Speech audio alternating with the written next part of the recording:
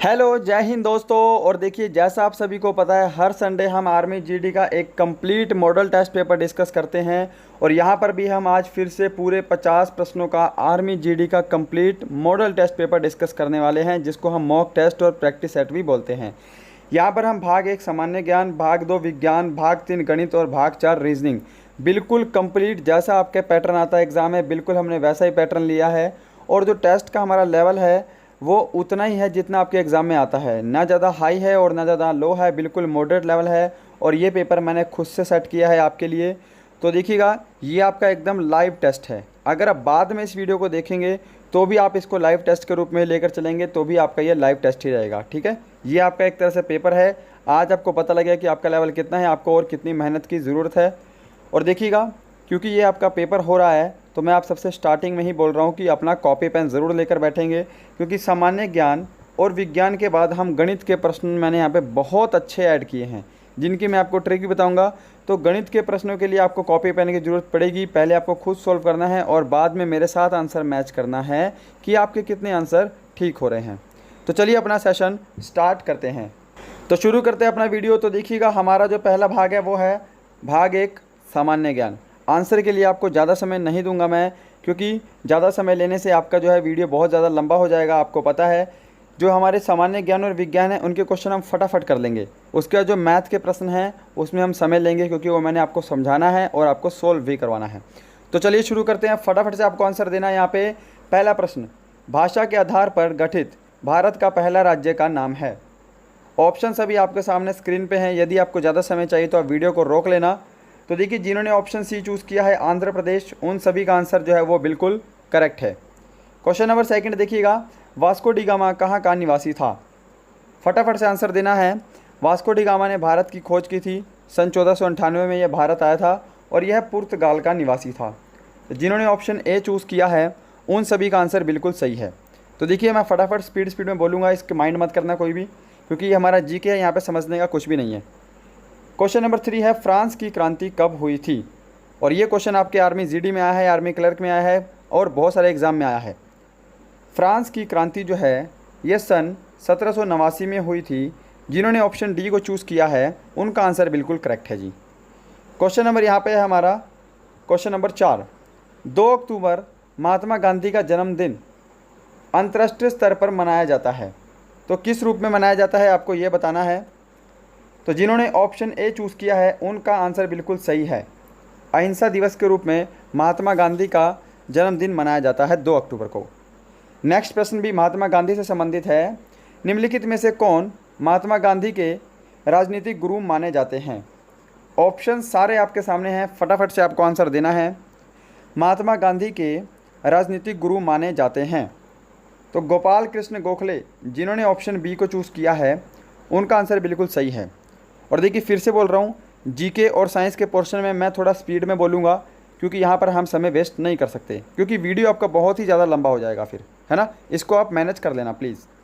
Question number 6, Nightingale of India किसे कहा जाता है। ऑप्शन स्क्रीन पे हैं। नाइटिंगेल ऑफ इंडिया किसे कहा जाता है।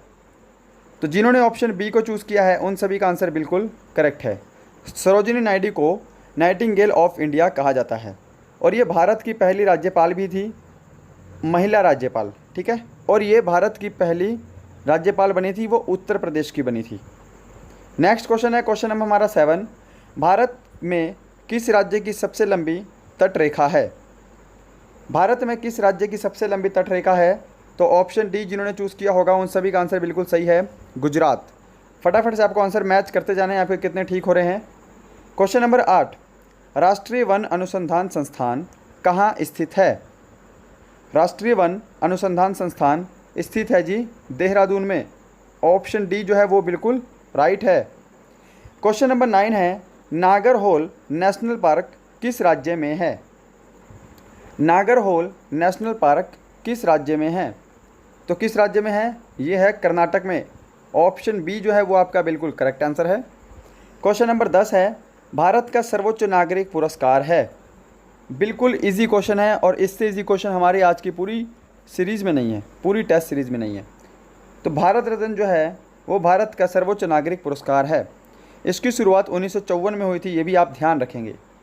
क्वेश्चन नंबर 11 है और बहुत फेमस है आपके आर्मी का ही। ब्रह्म समाज की स्थापना किसने की थी? वेरी सिंपल क्वेश्चन है। ब्रह्म समाज की स्थापना जो हुई थी वो हुई थी राजा राम मोहन राय के द्वारा। तो जिन्होंने ऑप्शन ए को चूज़ किया होगा सभी का आंसर बिल्कुल सही होगा। Question number 12, Chandragupta Maurya dash के प्रबल अनुयायी थे। चंद्रगुप्त मौर्य ने निम्न में से कौन सा धर्म अपनाया था, आपसे बेसिकली यह पूछा गया है। तो उम्मीद है आप सभी ने आंसर दे दिया होगा, है ना। ज़्यादा आपको समय नहीं मिल रहा आंसर देने के लिए, इसके लिए मैं माफ़ी चाहूँगा। क्वेश्चन नंबर इसका हमारा 12 का ऑप्शन बी करेक्ट होगा, जैन धर्म। क्वेश्चन नंबर यहाँ पे 13 है, किस भारतीय धर्म में 24 तीर्थकर हुए थे? 24 तीर्थकर किस भारतीय धर्म में हुए थे? तो देखिएगा, जैन धर्म में 24 तीर्थकर हुए थे और 24वें तीर्थकर का नाम था महावीर स्वामी। ध्यान रखना है, इंपॉर्टेंट है। क्वेश्चन नंबर 14, दादा साहब फाल्के पुरस्कार की शुरुआत कब हुई? इसका सभी को पता होगा कि जो दादा साहब फाल्के पुरस्कार है यह सिनेमा यानी कि फ़िल्म के क्षेत्र में दिया जाता है और इसकी जो शुरुआत हुई थी वो हुई थी 1969 में। जिन्होंने ऑप्शन सी को चूज़ किया है उन सभी का आंसर बिल्कुल सही है। क्वेश्चन नंबर 15 है और हमारा भाग 1 का लास्ट प्रश्न है, पुलित्ज़र पुरस्कार किस क्षेत्र में से एक के साथ जुड़ा हुआ है? पुलित्ज़र पुरस्कार किस में से एक के साथ जुड़ा हुआ है? राइट आंसर ऑप्शन सी जिन्होंने दिया है उनका आंसर बिल्कुल सही है। पत्रकारिता से संबंधित है पुलित्ज़र पुरस्कार। तो यहाँ पर हमारा भाग 1 कंप्लीट होता है। उम्मीद करूँगा आप सभी को समझ में आया होगा। भाग 2 करेंगे हम सामान्य विज्ञान। तो चलिए स्टार्ट करते हैं। क्वेश्चन नंबर 16, सूर्य एवं तारों से प्राप्त ऊर्जा एवं प्रकाश का स्रोत है। तो सूर्य और तारों से जो ऊर्जा और प्रकाश प्राप्त होता है उसका स्रोत क्या है, उसमें कौन सी अभिक्रिया लगती है? तो राइट आंसर क्या होगा यहाँ पे? फटाफट ऑप्शन बी, नाभिकीय संलयन जिन्होंने दिया है उन सभी का आंसर बिल्कुल राइट है। क्वेश्चन नंबर 17 है और बिल्कुल आसान है, ताप का एसआई मात्रक क्या होता है? ताप का एसआई मात्रक क्या होता है? तो क्या होता है? ऑप्शन ए करेक्ट होगा, केल्विन। और देखिएगा, आपको जो हमारे लाइव चैट चल रहा है उसमें तो आपको आंसर देना ही है। अगर आप किसी क्वेश्चन का आंसर देने में मान लीजिए लेट हो गए लाइव चैट में, तो आप उस क्वेश्चन का आंसर अपने मन में सोच लेना, क्योंकि आपको वीडियो ख़त्म होने के बाद हमें कमेंट बॉक्स में स्कोर बताना है कि आपका स्कोर कितना है। ठीक है, तो ऐसा आप कर सकते हैं। और देखिएगा, एक और आपसे इम्पोर्टेंट बात करनी है, कुछ 2 मिनट दीजिएगा बस, कि कोई भी टेस्ट हो या कोई भी पेपर हो उसका कठिन होना या आसान होना हम डिसाइड करते हैं, यानी कि वो हमारे ऊपर निर्भर होता है। यदि आपकी तैयारी अच्छी है तो आप उसको बोलेंगे कि आसान पेपर है। ठीक है, अब आप एक चीज़ सोचिए कि यदि आप आर्मी की तैयारी नहीं कर रहे थे तो अगर आपसे कोई ये भी पूछ लेता कि भारत के प्रथम राष्ट्रपति कौन थे, तो वो क्वेश्चन भी आपके लिए बहुत ज़्यादा मुश्किल हो जाता, क्योंकि वो आपने कभी पढ़ा ही नहीं है। ठीक है, तो उम्मीद करूँगा अगर किसी का 2 या 3 महीने से तैयारी कर रहा है तो शायद उसके नंबर में भी 30, 35, 32 नंबर आएँ, कोई दिक्कत नहीं है। ठीक है, आप उनसे कम्पीट कर रहे हो जिन्होंने अच्छी तैयारी करी है, जो 1 साल या 2 साल से तैयारी कर रहे हैं, तो समय तो लगता है दोस्त। ठीक है, यदि आप काफ़ी समय से अभी भी तैयारी कर रहे हैं, आप अभी भी इम्प्रूव नहीं कर पाए हैं, तो थोड़ा सा आपको और हार्ड वर्क करना पड़ेगा। हर एक चीज़ समय मांगती है।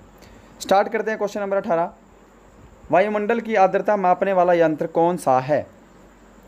वायुमंडल की आर्द्रता मापता है हाइग्रोमीटर। ऑप्शन बी जो है वो करेक्ट होगा। ठीक है, क्वेश्चन नंबर 19, पानी की बूंदों के गोल होने का क्या कारण है? वेरी सिंपल क्वेश्चन है और बहुत बार रिपीट हुआ है आपके आर्मी के एग्जाम में ही। राइट आंसर होगा ऑप्शन बी, पृष्ठ तनाव। क्वेश्चन नंबर 20, किस विद्युत चुंबकीय तरंग की भेदन क्षमता सर्वाधिक होती है? फटाफट से आंसर देना है। किस विद्युत चुंबकीय तरंग की भेदन क्षमता सर्वाधिक होती है? ऑप्शन सी करेक्ट होगा, गामा किरणें। उम्मीद करूंगा सभी ने आंसर सही दिया होगा। 21 है, किस रंग के प्रकाश का प्रकीर्णन सबसे अधिक होता है? प्रकीर्णन समझते होंगे कि कौन से रंग का प्रकाश सबसे अधिक फैलता है। तो क्या आंसर होगा? ऑप्शन डी, बैंगनी जो है वो बिल्कुल सही आंसर होगा। ठीक है, क्वेश्चन नंबर 20 है, फटाफट से आपको आंसर भी मैच करना है। किस कोशिकांग को आत्महत्या की थैली कहा जाता है? तो आत्महत्या की थैली किस कोशिकांग को बोलते हैं? तो बोलते हैं जी लाइजोसोम को। ऑप्शन बी जिन्होंने दिया होगा सभी का आंसर सही होगा। 23, प्राकृतिक चयन के सिद्धांत का प्रतिपादक का नाम क्या है? प्राकृतिक चयन के सिद्धांत के प्रतिपादक का नाम क्या है? तो क्या है? ऑप्शन ए सही होगा, Charles Darwin. Question number 24, insulin की कमी से उत्पन्न होने वाला रोग कौन सा है? इंसुलिन की कमी से उत्पन्न होने वाला रोग होता है मधुमेह रोग, जिसको हम इंग्लिश में डायबिटीज़ बोलते हैं। तो ऑप्शन सी जो है वो बिल्कुल सही होगा। 25 नंबर है, वृक्क की कार्यात्मक इकाई क्या है? वृक्क समझते होंगे, किडनी। तो किडनी की कार्यात्मक इकाई क्या है? तो नेफ्रॉन बिल्कुल करेक्ट आंसर है। आज के प्रश्न में हम डिटेल वाइज डिस्कस नहीं करेंगे। 26, मलेरिया रोग किस परजीवी के संक्रमण से होता है? तो ये प्रश्न कुछ स्टूडेंट के लिए टफ हो सकता है, जिन्होंने थोड़ी सी डीपली तैयारी की है उनके लिए आसान होगा। ठीक है, तो माइंड नहीं करना, सबकी तैयारी अलग अलग लेवल पर होती है, सब अपने लेवल के हिसाब से बेस्ट टेस्ट देते हैं। ठीक है, थोड़ा समय ज़रूर लगता है इम्प्रूव होने में, इस चीज़ को आप ठुकराना नहीं।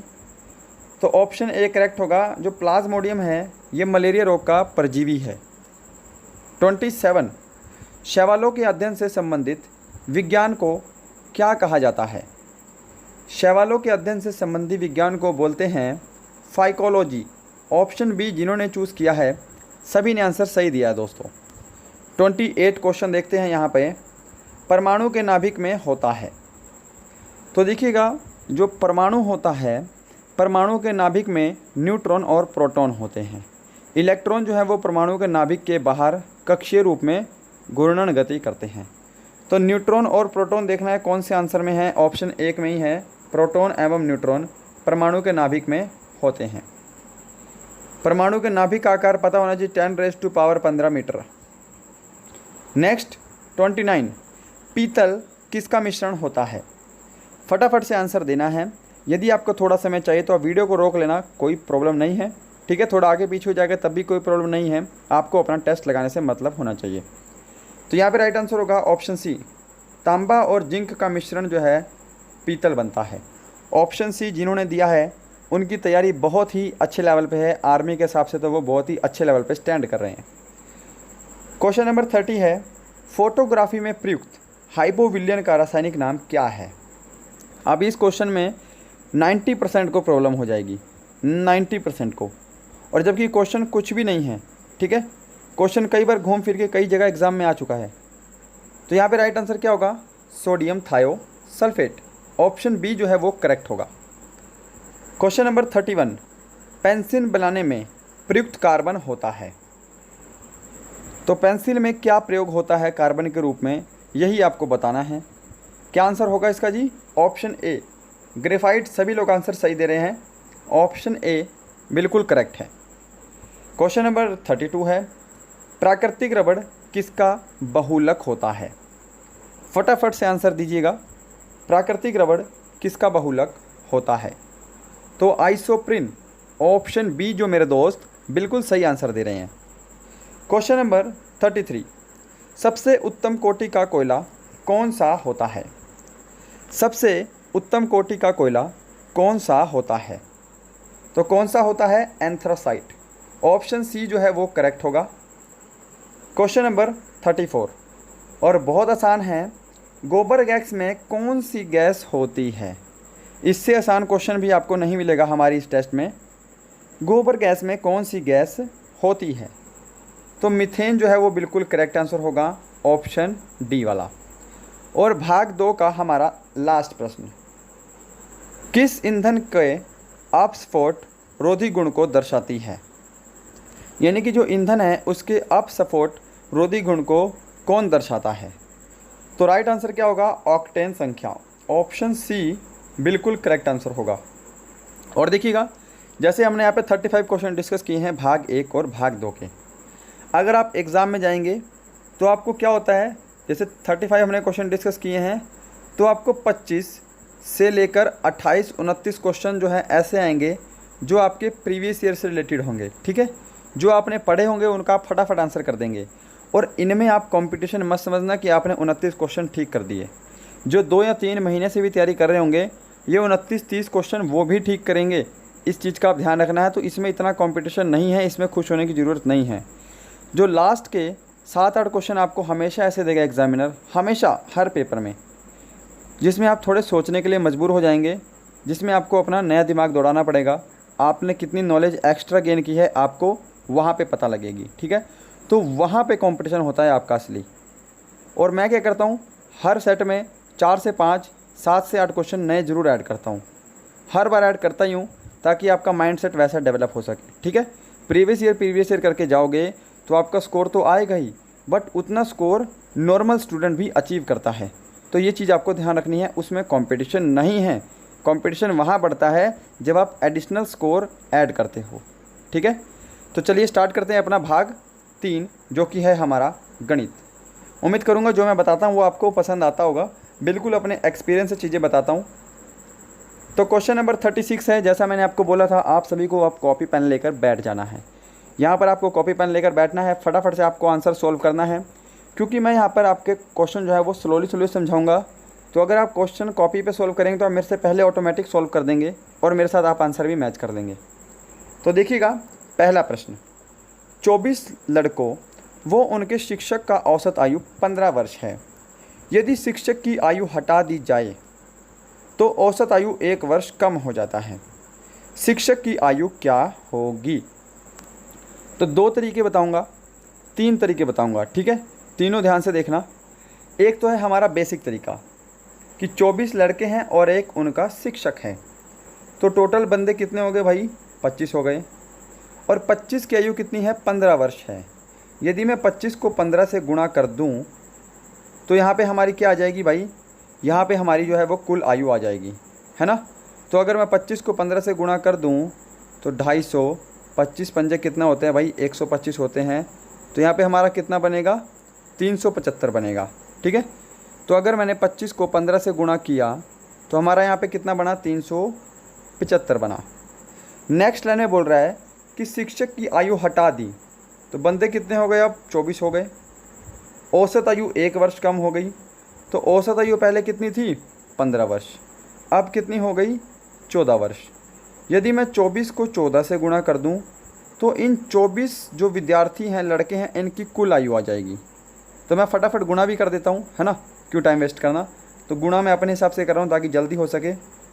ओके, 4 चौके 16, 6 हासिल 1, 4 दूनी 8 1 9, 96। थोड़ा सा वेट करना, यहाँ पे आएगा हमारा 336। तो देखिएगा, इनको मल्टीप्लाई करके हमारा कितना आया है? 336 आया है, ठीक है। इसको आप मत देखिए। अब यहाँ पे बोला है शिक्षक की आयु क्या होगी। तो यहाँ पर आप एक चीज़ देख रहे होंगे, यहाँ पर तो 25 हैं जिसके अंदर लड़के और शिक्षक दोनों हैं, इसके अंदर सिर्फ जो है लड़के हैं। तो अगर मैं इसमें से ये घटा दूँ तो यहाँ पे हमारे सिर्फ और सिर्फ शिक्षक की आयु आ जाएगी। तो 15 में से 6 गए 9, ठीक है। यहाँ पे हमारा बच गया कितना? 6 में से 3 गए 3, तो 39 वर्ष जो है वो आपका बिल्कुल करेक्ट आंसर होगा, ऑप्शन बी। उम्मीद करूँगा सबको समझ में आया होगा। अब देखिएगा, आपको मैं एक ट्रिक समझाऊंगा, यूनिट डिजिट वाली आपको ट्रिक समझाऊंगा, जिसमें आपको ये सभी मल्टीप्लाई करने की ज़रूरत ही नहीं पड़ेगी, ठीक है। उसको देखिएगा। अब यूनिट डिजिट आपको कब लगाना है? जब आप यहाँ पर ये देखेंगे कि यहाँ पर जो यूनिट डिजिट है वो सबका अलग अलग है। आपको इतना काम करना है, पहले आपको ये चीज़ देखनी है। ये चीज़ जो मैं बता रहा हूँ ये आपको कोई नहीं बताएगा। तो देखिएगा, पहले कितने थे? 25 लड़के थे, 25 लड़के और अध्यापक थे, ठीक है। और उनकी टोटल आयु कितनी है? औसत आयु 15 वर्ष। तो आप एक चीज़ देखिएगा कि 5 पंजे कितना होता है? 25 होता है। यानी कि अगर मैं इनको आपस में गुणा करूँगा तो मुझे पता है इसका जो यूनिट डिजिट आएगा वो लास्ट में 5 आएगा। यूनिट डिजिट की हम बात कर रहे हैं, 5 तो आएगा ही आएगा, ठीक है। दूसरे केस में देख लीजिएगा कि 24 हो जाते हैं टोटल और औसत आयु कितनी हो रही है? 1 वर्ष कम हो रही है, 14 हो गई। अगर मैं इनको आपस में गुणा करूं तो आप देख रहे हैं 4 चौके कितना होता है? 16 होता है। यानी कि यूनिट डिजिट यहाँ पे कितना आएगा भाई? 6 आएगा। इतनी चीज़ आपको कन्फर्म हो गई। तो यूनिट डिजिट से आप इसको सीधा माइनस करके आंसर निकाल सकते हैं।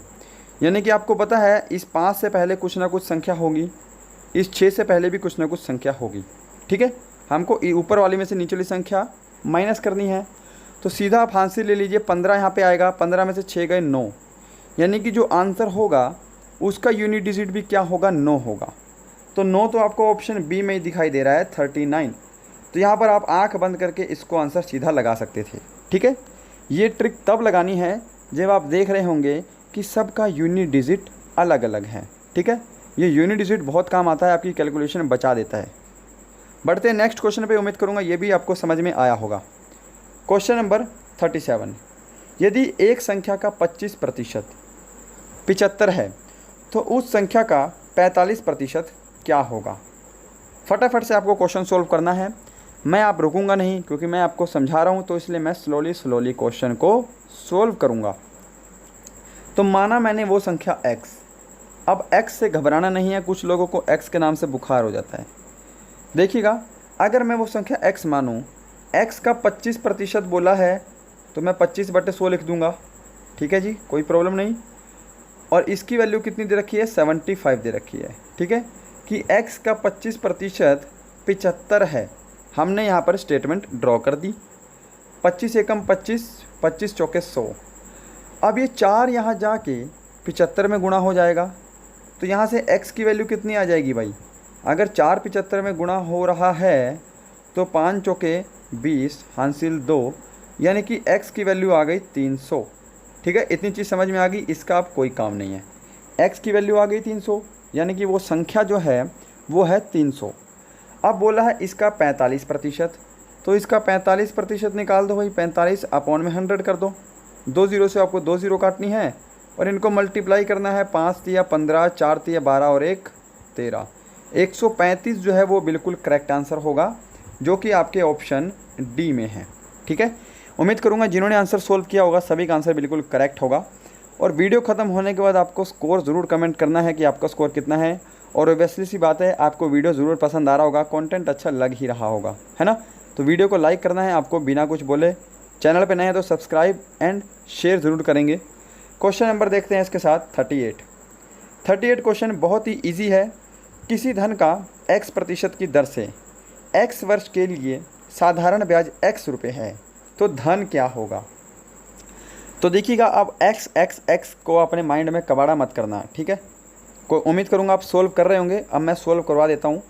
अगर आपसे धनराशि बोली हो तो आपका एक फॉर्मूला होता है धनराशि निकालने का, जिसको हम इंग्लिश में प्रिंसिपल बोलते हैं। उसका फॉर्मूला होता है भाई सिंपल इंटरेस्ट इंटू 100, यानी कि साधारण ब्याज गुणा 100। नीचे हमारा होगा दर गुणा समय। ठीक है, दर गुणा समय। अब यहाँ पर हम इसको सोल्व कर लेते हैं, जो हमको दिया हुआ है। ठीक है, हमको निकालना है प्रिंसिपल। साधारण ब्याज हमको कितना दे रखा है, x रुपये। ठीक है, तो इसको मैंने x लिख दिया भाई। x गुणा हम क्या करेंगे, 100 करेंगे, कोई दिक्कत नहीं है। ठीक है, अब देखिए रेट ऑफ इंटरेस्ट और टाइम, यानी कि दर और समय हमको क्या दे रखा है, दर भी हमको x% दी है, समय भी हमको x% दिया है। सीधी सी बात है, तो नीचे भी क्या आएगा, x गुणा x, कोई दिक्कत नहीं। अब यहाँ से इस x से ये एक x हमारा कैंसिल हो गया, हमारा बचेगा यहाँ पे 100 बटे में x बच गया, और ये हमारा राइट आंसर हो जाएगा।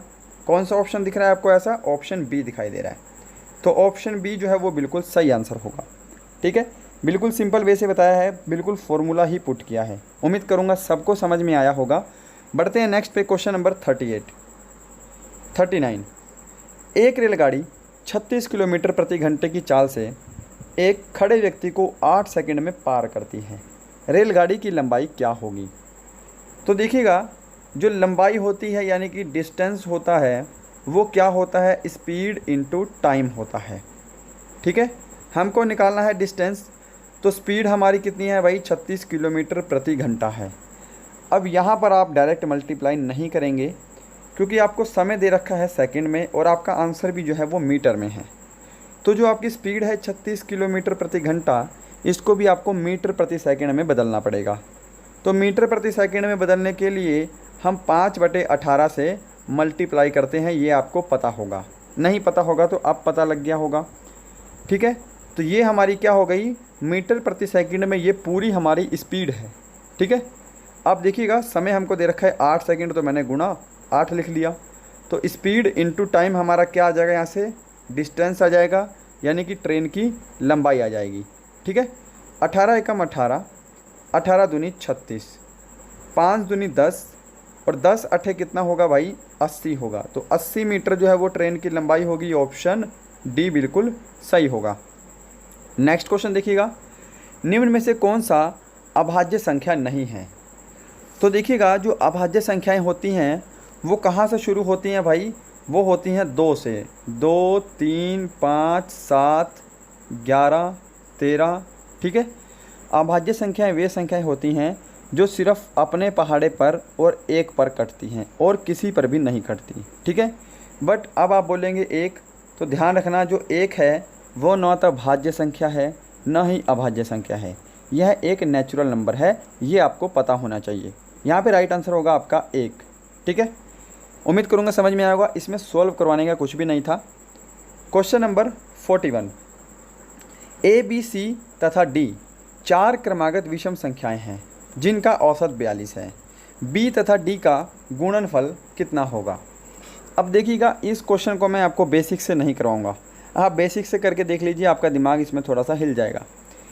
एक चीज़ आपको समझनी है जो मैं आपको समझाने जा रहा हूँ कि मान लीजिए आपके पास 5 संख्याएं होती, 1, 2, 3, 4, 5। ठीक है, पहले आप जो मैं समझा रहा हूँ उसको समझिए। तो देखिएगा जो औसत होता है वो क्या होता है, हमारा बीच वाली संख्या होती है ना। बीच वाली संख्या पे हमारा औसत गिरता है। ये चीज़ पता होगी, 2 हमने यहाँ छोड़ दी, 2 हमने यहाँ छोड़ दी, यानी कि जो बीच वाला है ये एवरेज होता है। ये आपको पता होना चाहिए। ये 5 संख्याओं में मैंने बताया है। ठीक है, ऐसे ही हमारे पास 3 संख्या होंगी, 1, 2, 3, तो इसमें जो बीच वाली संख्या होगी ये औसत होगा। बट यहाँ पर केस क्या है, ए, बी, सी और डी संख्याएँ 4 हैं भाई। तो अब जो औसत इनका 42 है वो क्या होगा, ये जो बी और सी है इनके बीच में होगा 42। समझ में आई बात, यानी कि जो इनका है इनके बीच में हमारा औसत लाई करेगा। मैं आपको ट्रिक बता रहा हूँ, आप एक बार समझो इसको, बिल्कुल ईजिली आप इस क्वेश्चन को सॉल्व कर दोगे। ओके, अब हमको क्वेश्चन में क्या बोला है, 4 लगातार विषम संख्याएं हैं पर 42 तो सम संख्या है। तो 42 से पहले क्या संख्या आएगी भाई, तो 42 से पहले जो संख्या आएगी वो आएगी हमारी 41। तो बी की वैल्यू 41 हो गई, सी की वैल्यू कितनी हो जाएगी, फिर यहाँ से 43 हो जाएगी। इस 42 को अब आप भूल जाओ। ठीक है, यहाँ पे हो जाएगी हमारी 39 और यहाँ पे हो जाएगी हमारी 45। तो ये चारों लगातार विषम संख्याएं हो गई। विषम संख्याओं में 2-2 का गैप होगा, आपको पता ही है। तो ये हमारी विषम संख्याएं हो गई, सीधी सी बात है। अब हमको बोला है बी और डी का गुणनफल, यानी कि बी यहाँ पे है और डी यहाँ पे है, इनका गुणनफल। अब गुणा मत करने बैठ जाना। ठीक है, समझा रहा हूँ उसको समझ लो। यूनिट डिजिट, ठीक है, 75, सॉरी यहाँ पे आपका 45 गुणा 41, इनको गुणा करना है। तो देखिएगा जो हम गुणा करेंगे 5 एकम 5, यानी कि हमारा जो लास्ट का डिजिट होगा वो क्या आएगा, 5 आएगा भाई। गुणा करने पे हमारा यूनिट डिजिट 5 आएगा। 5 किसी ऑप्शन में है, किसी में नहीं है, सिर्फ लास्ट वाली ऑप्शन में है। तो ये आपका आंसर होगा, आंख बंद करके। गुणा मत करने बैठना। ठीक है, अपना टाइम वेस्ट मत करना, अपना समय बहुत कीमती होता है। तो ऐसी सी चीज़ें आपको बहुत ही कम चैनल पे सीखने को मिलेंगी जो मैं आपको बता रहा हूँ। ठीक है, बढ़ते हैं नेक्स्ट क्वेश्चन पे। अभी और भी बहुत सारी चीज़ें आपके लिए बचा रखी हैं इस क्वेश्चन में। एक व्यक्ति एक शर्ट एवं एक पैंट 371 रुपये में ख़रीदता है। यदि पैंट की कीमत शर्ट की कीमत से 12% अधिक है तो शर्ट की कीमत क्या होगी। अब इस क्वेश्चन को करो आप बेसिक से, कितना समय लगाओगे मैं भी देखता हूँ, और जो मैं तरीका आपको बताऊँगा वहाँ से देखना आपको कितना समय लगता है। ठीक है, तो देखिएगा यहाँ पर मैं लिखता हूँ पी से पैंट और मैंने एस से लिख दिया शर्ट। समझना चीज़ को। ठीक है, शर्ट और पैंट का कुल मूल्य कितना है, 371 है। कितना है भाई, 371 है। ठीक है, अब देखिएगा क्या बोल रहा है कि जो पैंट की कीमत है वो शर्ट की कीमत से 12% अधिक है। अब हमको दे रखा है यहाँ पे 12%। इस चीज़ को आप समझना कि अगर मैं 12% को फ्रैक्शन में लिखूँ तो मैं 12/100 लिखूँगा। ठीक है, अब 12/100 को अगर मैं कैंसिल कर दूँ तो यहाँ पर कितना होगा, 4 तिया 12, नीचे आ जाएगा हमारा 25। यानी कि जो 12% की फ्रैक्शन है वो कितनी है भाई, 3/25 है। अगर मेरी शर्ट की कीमत 25 है तो जो पैंट की कीमत है वो उससे 12% अधिक है। यानी कि जो 25 है इसका 12% की वैल्यू कितनी है, 3 है। और ये 3 अधिक है, इस चीज़ को समझना। तो जो पैंट की कीमत होगी वो होगी 28, 25 में हम 3 जोड़ेंगे 28 हो जाएगी। इतनी चीज़ समझ में आ गई। अब मैं इन सबको रफ कर देता हूँ, मैंने आपको ये सब समझाने के लिए लिखा था, ठीक है, क्योंकि यहाँ पे खिचड़ी बन जाती है यार। अब देखिएगा, पैंट की कीमत है 28 और यहाँ पे शर्ट की कीमत है कितनी, 25। समझ में आ गया भाई। 3/25 हमारा रेशो आया है। अगर पैंट की कीमत 25 है तो क्योंकि ये अधिक है तो 3 हमने जोड़ दिया इसमें, तो शर्ट की कीमत 25 है तो पैंट की कीमत हो जाएगी 28। अब यहाँ पे आपकी कीमत आ गई, चीज़ें यहाँ से आपकी बहुत आसान हो गई। इस ट्रिक से आप करेंगे तो 1 सेकंड में आपका क्वेश्चन हो जाएगा। अब देखिएगा, यहाँ पे अगर मैं इन दोनों का टोटल करूँ तो इन दोनों का टोटल कितना बनता है आपको देखना है। 8 और 5 कितना हो गया, 13। यहाँ पे हो गया हमारा 53 इन दोनों का टोटल। अब यहाँ पर टोटल 53 है, एक्चुअल में टोटल हमको दे रखा है 371, तो दोनों की वैल्यू एक दूसरे के क्या हो जाएगी, बराबर हो जाएगी। ठीक है जी। 53 एकम 53, 53 सतह होता है हमारा 371। एक की वैल्यू कितनी आ गई भाई, 7 आ गई। आपको पूछा है शर्ट की कीमत, तो इस अगर एक की वैल्यू 7 है तो शर्ट की वैल्यू कितनी है यहाँ पे, 25। 25 गुणा 7 आप करेंगे तो कितना आंसर आएगा आपका, 175 रुपये। ऑप्शन सी जो है वो आपका करेक्ट आंसर होगा। अगर आपको बोल देता पैंट की कीमत, तो इस 7 को आपको 28 से गुणा करना था, तब आपका आंसर आ जाता। ठीक है, तो ये ट्रिक उम्मीद करूँगा आपको समझ में आई होगी। और ये ट्रिक नहीं है, आजकल ऐसे ही क्वेश्चन सॉल्व होते हैं। आप इसको XY से मत करने लगना, अपना समय बहुत वेस्ट करोगे। बढ़ते हैं नेक्स्ट क्वेश्चन पे। क्वेश्चन नंबर हमारा है यहाँ पे 43 है, एक निश्चित धनराशि साधारण ब्याज पर 2 वर्षों में 704 रुपये तथा 5 वर्षों में 800 रुपये हो जाती है। मूलधन बताना है, क्या होगा। तो सबसे पहले आपको याद रखना है कि जो आपकी दर है वो है साधारण ब्याज पर, और जो साधारण ब्याज होता है वो हर साल समान होता है। मान लीजिए पहले साल साधारण ब्याज अगर 40 रुपये है तो अगले 20, 30, 50 वर्षों तक वो हर साल सिर्फ 40, 40, 40 ही बढ़ेगा। ठीक है, ये चीज़ आपको पता होनी चाहिए। अब आपको बोला है प्रिंसिपल निकालने को, मूलधन निकालने को, तो यानी कि प्रिंसिपल हमने यहाँ पे लिख दिया। प्रिंसिपल से 2 वर्षों बाद, यहाँ पे मैं नीचे लिख रहा हूँ 2, धनराशि कितनी हो रही है, 704 हो रही है।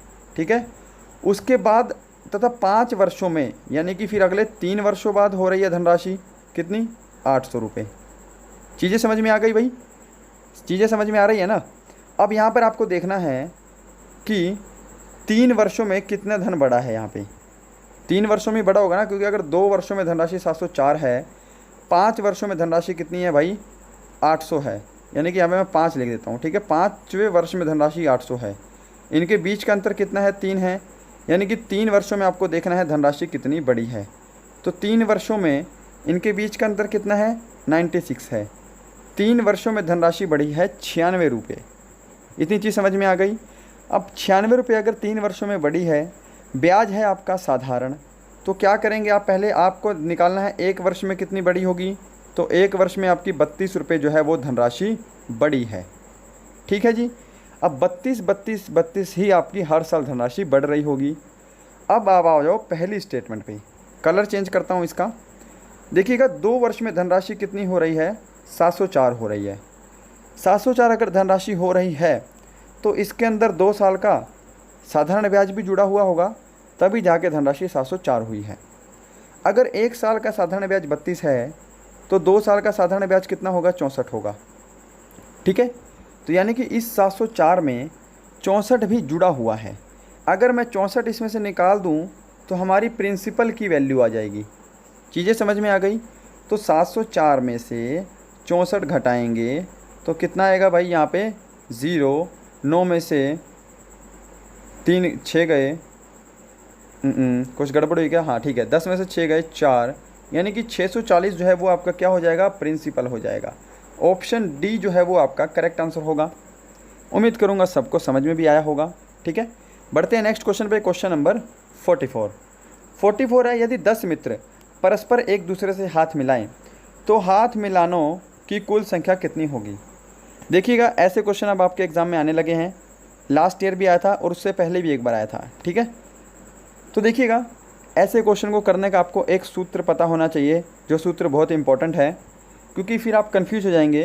क्योंकि अगर 10 मित्र परस्पर हाथ मिलाएंगे, ठीक है, तो वो जो है आपस में भी एक दूसरे से हाथ मिला रहे होंगे। तो आप कुछ लोग इसका आंसर 50 कर देते हैं सीधा उठा के, जो कि गलत आंसर है। 50 आंसर आएगा ही नहीं, ठीक है। अब देखिएगा, इसकी आपको ट्रिक पता होना चाहिए, n into n minus 1 upon में 2। ये ट्रिक है ऐसे क्वेश्चन को सोल्व करने की, ठीक है। कई बार क्वेश्चन आ जाता है कि मैं किसी ऑर्गेनाइजेशन में गया, संगठन में गया, वहाँ मैंने प्रत्येक आदमी से हाथ मिलाया, ठीक है। या फिर ऐसा बोल देता है कि जो प्रत्येक आदमी ने क्या किया, आपस में एक दूसरे से हाथ मिलाया, तो कुल कितने हैंड शेक हुए, ऐसा क्वेश्चन आ जाता है, ठीक है। ये ट्रिक आपको लगानी है। इस ट्रिक को मैं लगा के आपको क्वेश्चन सोल्व करके दिखाता हूँ। ये जो n क्या है, ये n जो है टोटल नंबर ऑफ़ वैल्यू होता है, ठीक है। तो टोटल नंबर ऑफ़ वैल्यू 10 है, और यहाँ पे 10 गुना n माइनस 1 करेंगे तो 10 गुना 9 हो जाएगा, है ना। n है 10, 10 में से एक जाएगा 9, तो 10 गुना 9 हो गया, और बटे में हमारा 2 है, n Guna n minus 1 by 2, ठीक है। 2 से कैंसिल करेंगे, 2 पंजे 10, 5 निम कितना होता है भाई, 45 होता है। तो आपका ऑप्शन ए जो है वो सही आंसर हो जाएगा, ठीक है। नेक्स्ट है यहाँ पे क्वेश्चन नंबर 45, और आज का लास्ट क्वेश्चन है हमारा गणित का। किसी त्रिभुज की भुजाएं 3:4:6 के अनुपात में हैं, ठीक है। इसको करेक्ट करना, आपको क्या करना है, 3:4:6 के अनुपात में है। तो त्रिभुज कौन सा है, समकोण, न्यून कोण, अधिक कोण, या फिर इनमें से कोई नहीं। अब इस क्वेश्चन को आपके लिए बेसिक पता होना चाहिए था, ठीक है। इससे एक क्वेश्चन और बनता है कि मान लीजिए त्रिभुज की तीनों भुजाएं ऐसी दे रखी हैं, सबसे बड़ी भुजा का माप बताओ। तो वो क्वेश्चन नहीं है, ये क्वेश्चन दूसरा है। तो देखिएगा, इसके लिए मैं आपको 1 सेकंड लूँगा, आपका 1 मिनट आपका मैं बेसिक क्लियर करना चाहूँगा कि मान लीजिए ये आपका क्या है, कोई त्रिभुज है, ठीक है।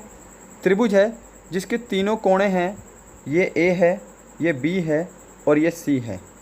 अगर मैंने माना सी बड़ी भुजा, सी माना बड़ी भुजा है, कौन सी भुजा है, बड़ी भुजा है, तो देखिएगा A square plus B square is equal to C square.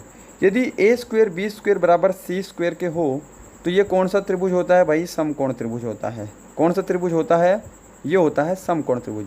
इसमें आपने देखा होगा पाइथागोरस लगता है ना, इसी फॉर्म में लगता है वो, ठीक है। अगर ए स्क्वेयर प्लस बी स्क्वेयर बड़ा होगा सी स्क्वेयर से, ठीक है। ए स्क्वेयर प्लस बी स्क्वेयर अगर सी स्क्वेयर से छोटा है, यानी कि सी स्क्वेयर यहाँ पे बड़ा हो गया, फिर इन दोनों से सी स्क्वेयर बड़ा हो गया, तो ये कौन सा कोण होता है, ये होता है आपका अधिक कोण। अधिक कोण क्या होता है, जो 90 डिग्री से ज़्यादा एंगल बनाता है, ठीक है। अब यहाँ पर एक चीज़ और देखिएगा, A square plus B square बड़ा होगा सी स्क्वेयर से, तो ये होगा हमारा न्यून कोण। कौन सा कोण होगा भाई, न्यून कोण होगा। ये सारी चीज़ें आपको पता होनी चाहिए, ठीक है। तो आप क्वेश्चन को सोल्व करते हैं, उम्मीद करूँगा आपका बेसिक क्लियर होगा। तो देखिएगा, इसको रफ करते हैं, 3:4:6 ए बी सी, माना सी बड़ी भुजा है, ठीक है। आप किसी को भी बड़ी भुजा मान सकते हैं, इसमें कोई भी दिक्कत नहीं है। कि अगर आपने देखा कि यहाँ पे मैंने 6 देखा है तो बड़ी भुजा है, बड़ी भुजा किसी को भी मान सकते हैं, बट वैसे बड़ी भुजा आपकी सी ही होगी, ठीक है। तो स्क्वायर करते हैं, 3 का स्क्वायर कितना होता है, 9 होता है, प्लस 4 का स्क्वायर कितना होता है, 16 होता है। यहाँ पे हमारा होगा 6 का स्क्वायर कितना हो गया भाई, 36 हो गया, ठीक है।